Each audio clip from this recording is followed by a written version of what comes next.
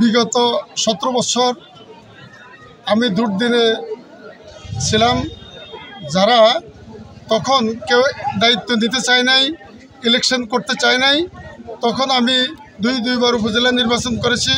দলে দায়িত্ব দিয়েছে এই আমাদের নাঙ্গলকোট উপজেলাকে সুসংগঠিত করে আমি 17 বছর আগলায় রেখেছি। আজকে আমি আমার নেতাকর্মী হতাশ। তারই অর্থ হলো আজকে যারা এখানে নমিনেশন নিয়ে চিনিমিনি খেলতেছেন, যারা নমিনেশন পেয়েছে সম্ভাব্য, তারা সম্পূর্ণ ফ্যাসিস্ট আওয়ামী লীগের যারা নেতৃত্ব দিয়েছেন তাদেরকে নিয়ে এখন কমিটি সমিতি চালাইতেছে। আমার প্রাণের দাবি, আমি ইনশাল্লাহ নমিনেশন প্রত্যাশী। আগামী নির্বাচনে চূড়ান্ত নমিনেশন যাকে দেবে আমরা মেনে নেব, এবং আমি নমিনেশন প্রত্যাশী, এবং আমি এই নাঙ্গলকোট উপজেলাকে একাত্র করে নাঙ্গলকোট উপজেলার নেতৃবৃন্দকে নিয়ে আমি আমার এই ধানের শীষের প্রতীক নিয়ে যদি ইনশাল্লাহ নির্বাচন করি, এই নির্বাচনের আমি সুফল আমি ভারপ্রাপ্ত চেয়ারম্যান সাহেবকে আমি দিয়ে দিতে পারবো ইনশাল্লাহ আশা করি। এখনও যদি আর কাউকে যদি নমিনেশন দেয়, আমরা সবাই এই 3 গ্রুপ 4 গ্রুপ যারা আছে তাদেরকে নিয়ে সম্মিলিতভাবে যাতে মূল্যায়ন করে নমিনেশনটা তাদের হাতে তুলে দেয়।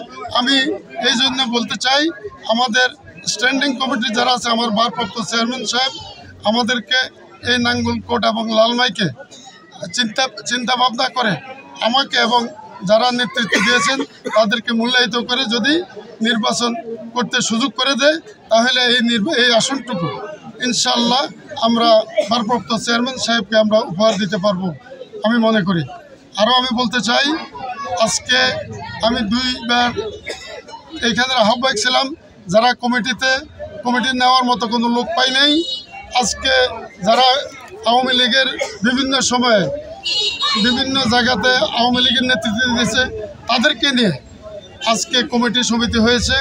আমি চাই আমাদের স্ট্যান্ডিং কমিটি যারা নির্বাহী কমিটি আছে, স্ট্যান্ডিং কমিটি আছে, এবং আমাদের সাংগঠনিক এবং জেলা কমিটি যারা আছে তাদের নেতৃত্বে ভারপ্রাপ্ত চেয়ারম্যান সাহেবের নেতৃত্বে যাতে নাঙ্গলকোট উপজেলাকে সুসংগঠিত করে যে গ্রুপিং নিরসন করে যাকে নমিনেশন দেয় আমরা মেনে নেব, এবং আমরা তার পিছনে নির্বাচন করব।